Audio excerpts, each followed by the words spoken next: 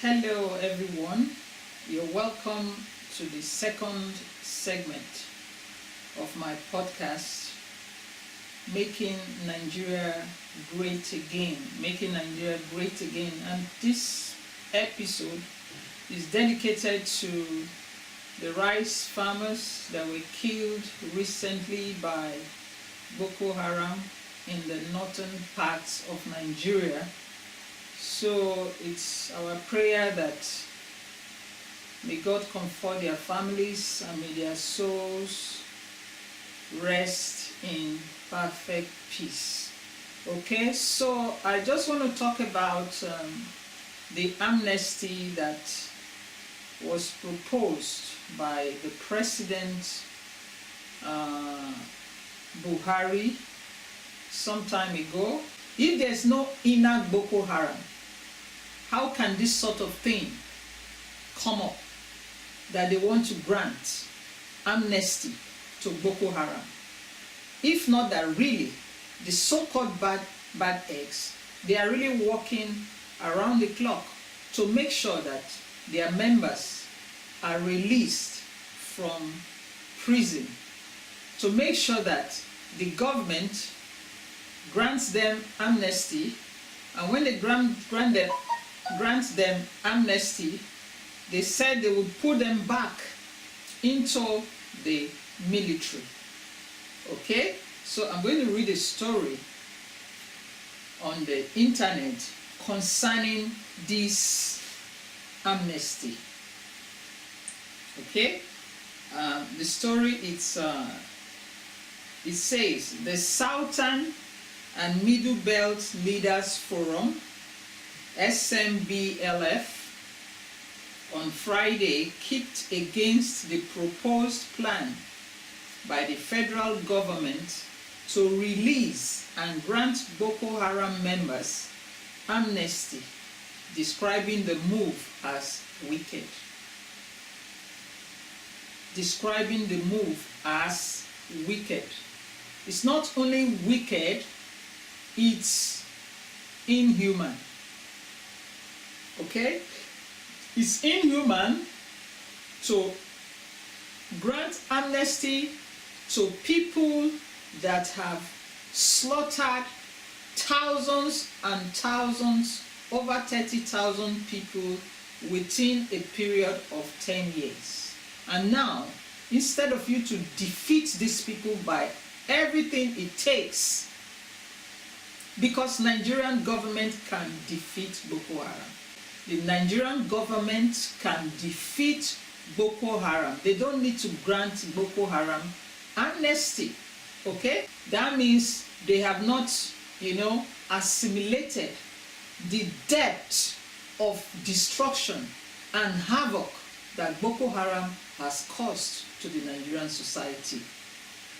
If they feel it the way the people in the north are feeling it, I don't think they will want to grant Boko Haram amnesty.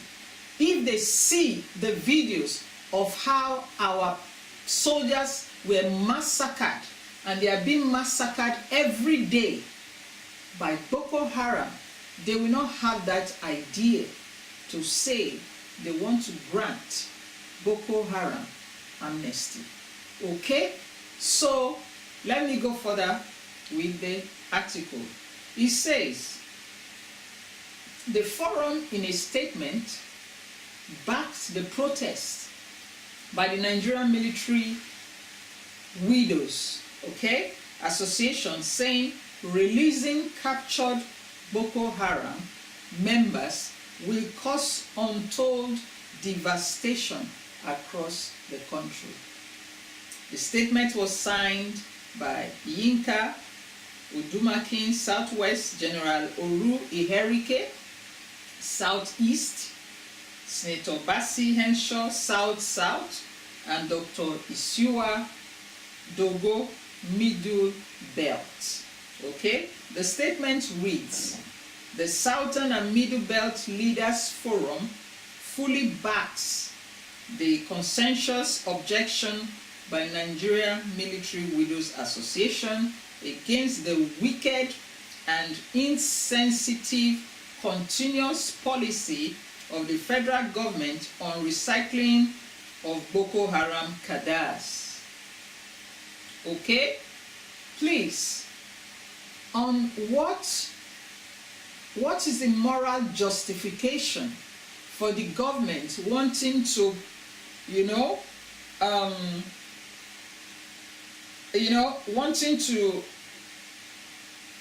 what's the policy on wanting to recycle Boko Haram members? What is the moral justification? That means you respect criminals. You respect murderers. You respect terrorists to your military. Terrorists are now more trained than our own Nigerian military.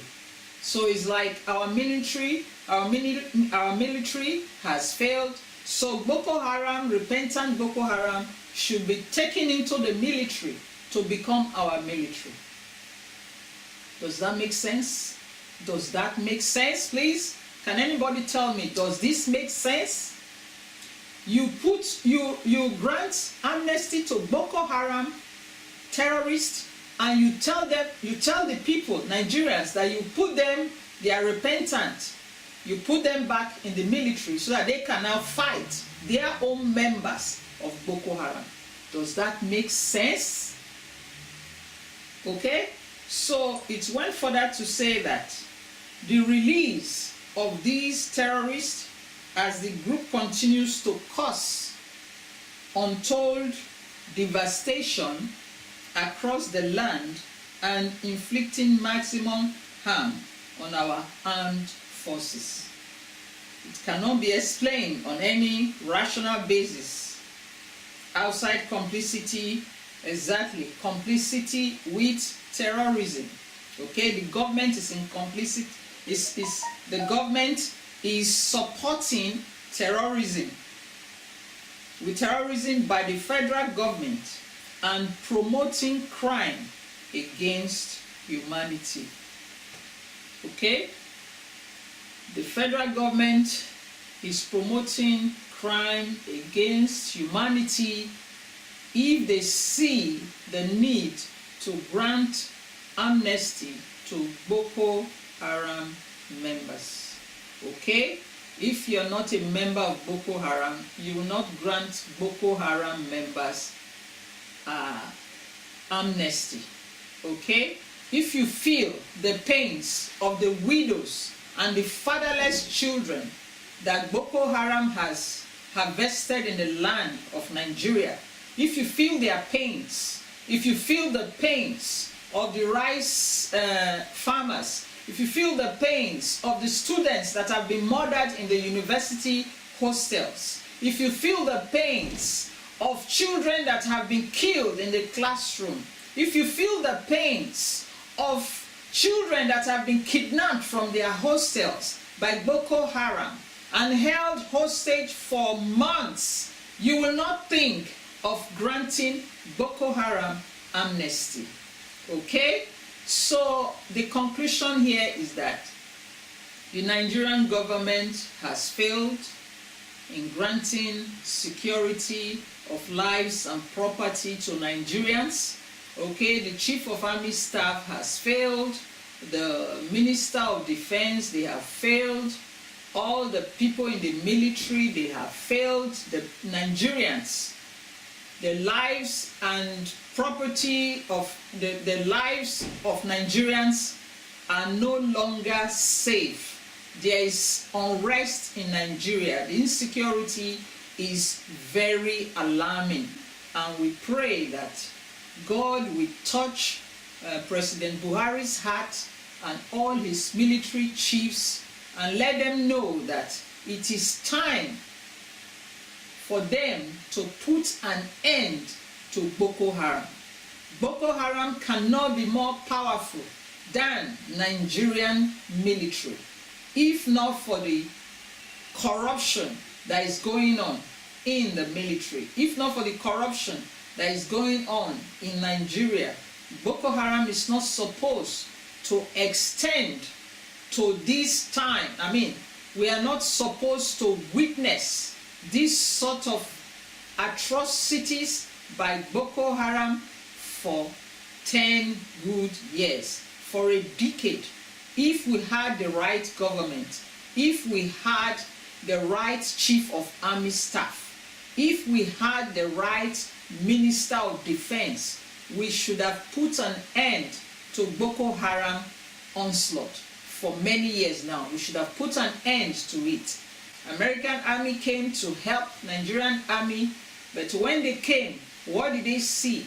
That there are moles in the Nigerian army that were passing information to Boko Haram, so that by the time they plan out their strategy to strike Boko Haram is already aware of what they are doing.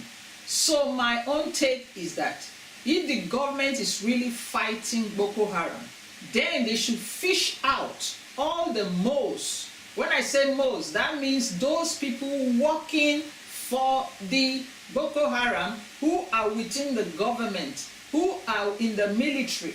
The government should be able to fish them out and arrest them and let them be brought before the law, so that there will be an end to Boko Haram. I believe that the army has intelligence reports. They should be able to use modern technology to know exactly where these Boko Haram people are. The government know where they are. The government should be able to, if they really know they are fighting Boko Haram, they should be able to strategize with their top intelligent experts to know where these people are and attack them once and for all. We are such a big country. We are respected all over Africa for the the kind of army that we have. We are respected. Our army is respected all over Africa. We have fought in Ecomog, in so many places, and defeated our opponents. So Nigerian government, Boko Haram is too small for you people to put an end to.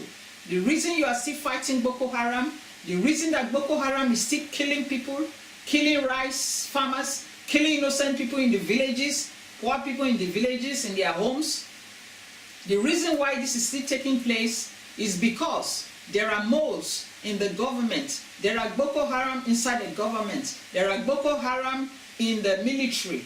The chief of army staff is not innocent. His soldier has already accused him of not being loyal. They should ask him, what does he mean by he's not loyal? They should investigate them. This is not the time to keep quiet. This is not the time to allow Boko Haram to continue to kill innocent citizens. I believe it's time for the government to put an end to Boko Haram, because they can do it. They have all it takes to stop Boko Haram.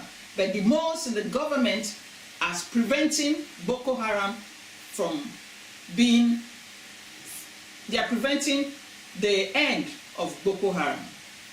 So whatever they are gaining from it, the government should be able to know who is gaining from this bloodshed, who is gaining from all these atrocities against humanity, who is gaining.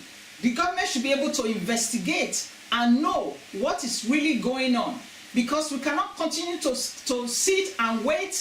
70 rice farmers have been killed. Another set of people tomorrow we hear they are killed because the rice farmers, you know, there was this story that something about the rice farmers arresting their member and giving their member to the authorities, who went to tell Boko Haram that it's the rice farmers that arrested their member. Who are the informants? Who are those people working for Boko Haram, who are in government, who are in the military, who are in the police? Who are they? And for once, the government should know that lives are at stake. Over 30,000 lives have been lost for the past 10 years. And what is the government doing about it? They just fold their hands and stay in their office. The so-called chief of army staff, is he supposed to be in his office, or he should be in the war front fighting Boko Haram? And the people they have put there, the young military officers they put in the battlefront, they are not equipped. Those boys are crying every day, making different videos, crying out to the government to come to their aid, that the government is killing them, the government is destroying them. Okay, there's no food, they don't have water, they don't have food. What is the government doing about this? How can you put people in the battlefield and you don't provide them with what they need to fight Boko Haram? Boko Haram will lay ambush on them, and our own military will send an attack. We send an attack from the air to weaken our own army.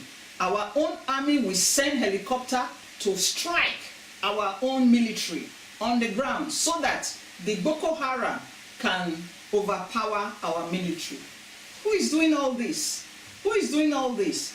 What is it going on? Nigerians, you people are keeping quiet. All you people think is that this sort of thing is happening in the north. I'm telling you, as it's happening in the north, if we don't put an end to it, it will become a common scenario all over Nigeria. So the earlier we start to cry against this sort of, this sort of Boko Haram onslaught in the north, let us pressurize them to put an end to Boko Haram onslaught in the north, because it's going to boomerang on the whole country one day if we don't cry out to put an end to this sort of, onslaught on our army, on the northerners, and on innocent Nigerians. Okay, I want to beg the chief of army staff. I want to beg the President Buhari, please don't grant any amnesty to any Boko Haram if you are not a Boko Haram member. If you feel the pains of the people, then put an end to Boko Haram and don't go after, don't grant any amnesty, because these people have killed, they have terrorized the northerners, they have killed so many northerners, and they don't deserve any amnesty. Whether you grant the amnesty, they are just coming back to reinforce and defeat and do what they want to do and carry out their onslaught in another dimension. So I don't want to take too much of your time. I just want to say that on a final note, that soon and very soon, the God that we serve, this God that we serve is a mighty God, and he will bring justice at his own appointed time, and that time is soon. So may God help us. Thank you for watching, and I hope to talk to you guys soon.